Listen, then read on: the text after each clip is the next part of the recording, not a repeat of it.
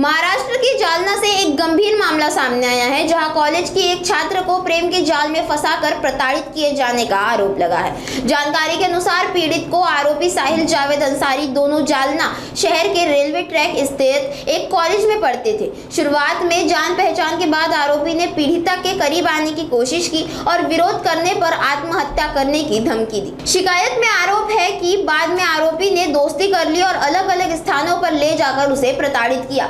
पीड़िता ने यह भी आरोप लगाया है कि उसे घर बुलाकर वह अकेलेपन का फायदा उठाते हुए प्रताड़ित किया गया। घटना की जानकारी मिलने के बाद पीड़िता ने अपनी मां को बताया, जिसके बाद दोनों ने कादिम जालना पुलिस स्टेशन में शिकायत दर्ज कराई। दिनांक 15/4/2026 रोजी आमच्याकडे कदीम जालना पोलीस स्टेशनला एका पीडितेने तक्रार दाखल केलेली आहे।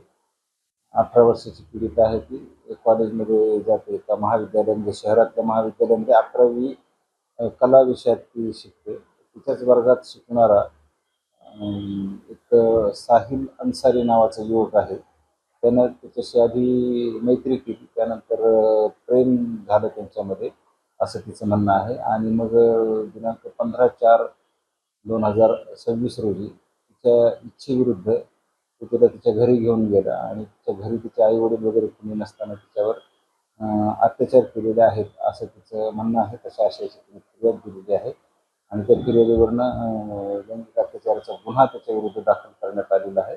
आणि मुलगी SC/ST प्रवर्गातील असल्यामुळे अॅट्रॉसिटीचे सेक्शन त्यामध्ये लागलेले आहेत।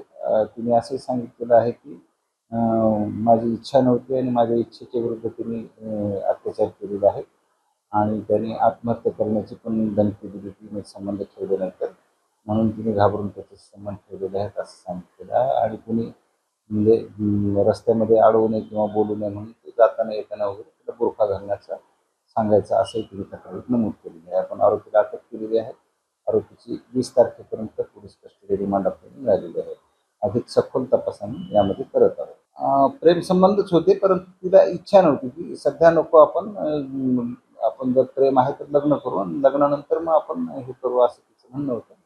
परंतु मग त्यांनी प्रेमाचं हे दाखवून आणि आपण लग्न करणारच आहोत असं लग्नाचं आम्ही दाखवून तिच्याशी केलं आणि नंतर तिला जाणीव झाली की काहीतरी चुकलेलं आहे आपलं, म्हणून तिने फिर्याद दिलेली आहे। नाही, आपण सगळं करत आहोत, सगळ्याच अँगलने तपास करत आहोत, पण प्राथमिकदृष्ट्या तर त्या दोघांमध्ये प्रेम संबंध हे झालेलं आहे आणि त्याला मुलीची तयारी नव्हती, मुलीची इच्छेविरुद्ध झालेली आहे असं दिसतंय।